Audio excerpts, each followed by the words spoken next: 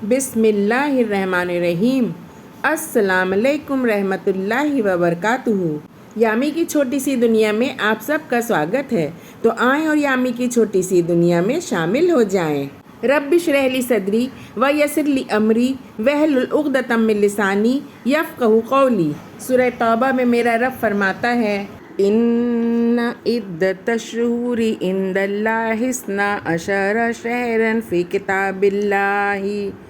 کتاب اللہ یوم خلق السماوات والارض منها اربعۃ حرم ذالک الدین القیم فلا تظلموا فیہن انفسکم وقاتلوا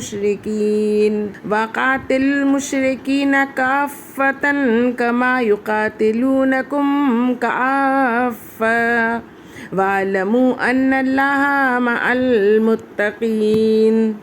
بے شک مہینوں کی گنتی اللہ تعالیٰ کے نزدیک اللہ تعالیٰ کی کتاب میں 12 مہینہ ہیں۔ اسی دن سے جب سے اس نے آسمانوں اور زمین کو پیدا فرمایا، ان میں سے 4 حرمت والے ہیں، یہی درست سیدھا دین ہے، سو ان میں اپنی جانوں پر ظلم نہ کرو اور تم تمام مشرکوں سے قتال کرو جیسے ہی وہ سب تم سے لڑتے ہیں، اور جان لو کہ بے شک اللہ تعالیٰ متقی لوگوں کے ساتھ ہے۔ تو میرا رب فرما رہا ہے کہ 4 مہینے حرمت والے ہیں۔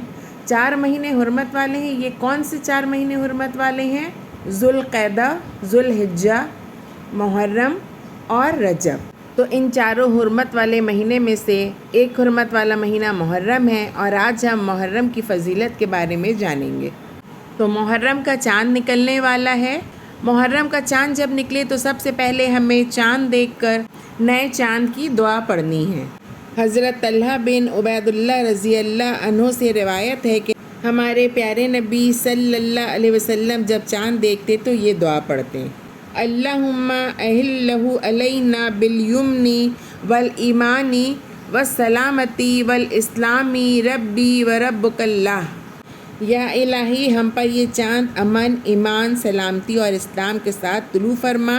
اے چاند میرا اور تیرا رب اللہ ہے۔ اسے ترمذی نے روایت کیا ہے۔ تو یہ مسنون دعا پڑھیں اور محرم کے مہینے میں ہر نیک عمل کریں اور برائیوں سے دور رہیں، کیونکہ میرے رب نے فرمایا ہے کہ یہ حرمت والا مہینہ ہے اور ان میں اپنی جانوں پر ظلم نہ کرو۔ تو اس مہینے میں ہمیں کوئی ایسا غلط کام نہیں کرنا ہے۔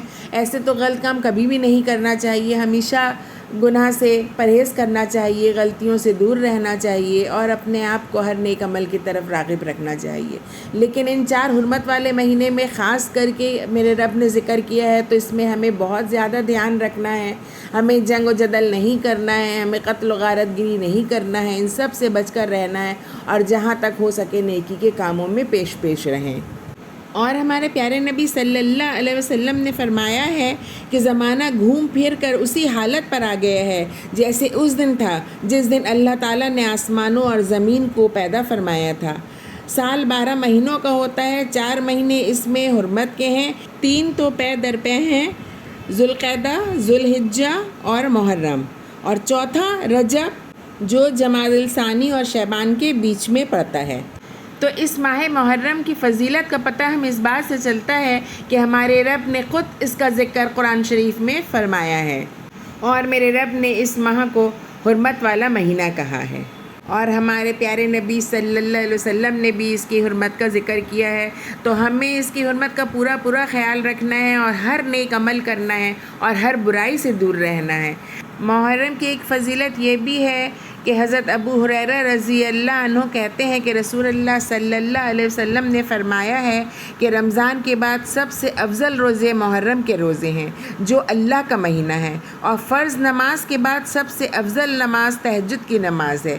اسے مسلم نے روایت کیا ہے۔ تو اس حدیث کی روشنی میں ہمیں پتہ چلا کہ یہ ماہ محرم اللہ کا مہینہ ہے۔ یوں تو ہر مہینہ اللہ کا ہے، لیکن اس مہینے کے بارے میں خاص کر کے ذکر پر فرمایا ہے ہمارے پیارے نبی صلی اللہ علیہ وسلم نے کہ یہ اللہ کا مہینہ ہے، تو ہمیں اس مہینے کی حرمت کا خاص خیال رکھنا ہے۔ اور ہمارے پیارے نبی صلی اللہ علیہ وسلم نے یہ بھی فرمایا ہے کہ رمضان کے بعد سب سے افضل روزے محرم کے روزے ہیں، تو ہمیں ماہ محرم میں زیادہ سے زیادہ روزے رکھنے ہیں۔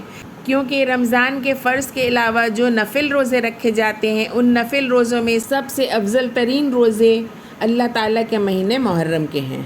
اور اس ماہ محرم میں یوم عاشوراء بھی ہے۔ جب ہمارے پیارے نبی صلی اللہ علیہ وسلم مدینہ تشریف لائیں تو یہود کو یوم عاشوراء کا روزہ رکھتے دیکھا تو پوچھا تم اس دن روزہ کیوں رکھتے ہو؟ انہوں نے جواب دیا یہ عظمت والا دن ہے۔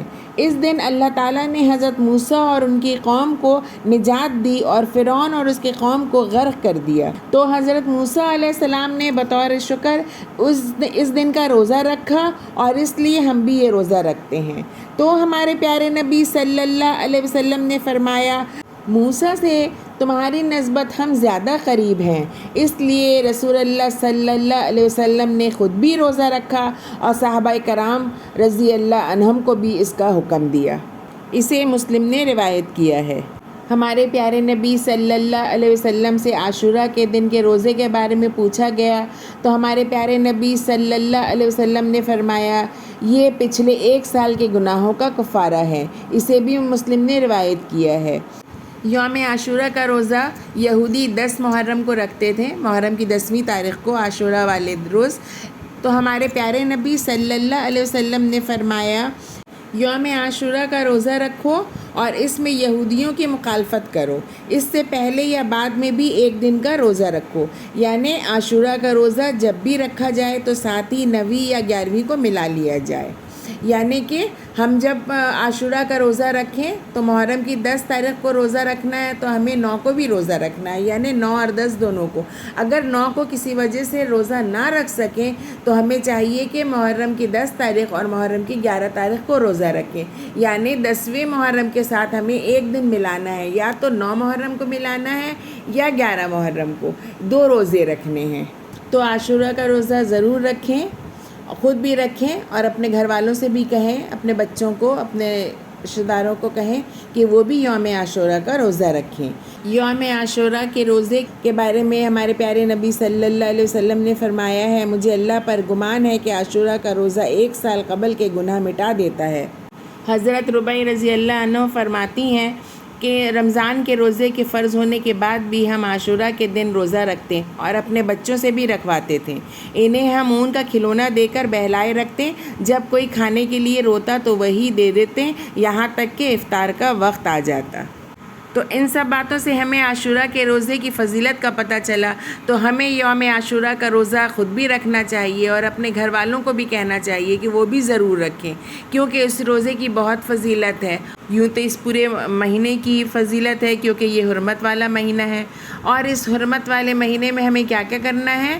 جب چاند دیکھیں تو نئے چاند کی دعا پڑھنی ہے، اور اس مہینے میں جہاں تک ہو سکے، جتنے زیادہ ہو سکے ہمیں روزہ رکھنا ہے، اور ہمیں نمازیں پڑھنی ہیں، فرض نمازیں تو پڑھنی ہیں، جتنی ہو سکے تہجد بھی پڑھیں، نفل نمازیں بھی پڑھیں، اور اس کے علاوہ اور بھی نیکی کے کاموں میں بڑھ چڑھ کر حصہ لیں، خیرات دیں، صدقہ ادا کریں، اور ہر نیک عمل کرنے کی کوشش کریں، اور ہر وہ عمل کریں جو کتاب و سنت سے ثابت ہے، اور ہر اس عمل سے دور رہیں جو کتاب و سنت سے ثابت نہیں ہے۔ کوئی نئی باتیں نہیں کریں، بدعتیں نہیں کریں، ایسا کوئی کام نہیں کریں جس سے ہمیں ہمارے رب نے منع فرمایا ہے، اور ہر اس کام سے بھی دور رہیں جو ہمارے پیارے نبی صلی اللہ علیہ وسلم نے نہیں کیا ہے۔ ہمیں وہی کرنا ہے جو ہمارے پیارے نبی صلی اللہ علیہ وسلم نے خود کیا اور ہمیں کرنے کا حکم دیا ہے، کیونکہ سورہ حشر میں میرا رب فرماتا ہے جو کچھ رسول تمہیں دیں وہ لے لو، اور جس چیز سے منع کریں اس سے رک جاؤ۔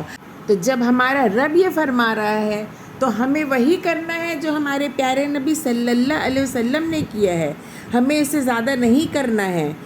ہمارے پیارے نبی صلی اللہ علیہ وسلم نے دین کے معاملے میں جو کام ساری حیات طیبہ میں نہیں کیا، وہ کام اپنی مرضی سے کر کے اللہ کے رسول صلی اللہ علیہ وسلم سے آگے بڑھنے کی جسارت نہ کیجیے۔ ارشاد باری تعالیٰ ہے اے لوگو جو ایمان لائے ہو، اللہ اور اس کے رسول سے آگے نہ بڑھو۔ یہ سورہ حجرات کی آیت ہے۔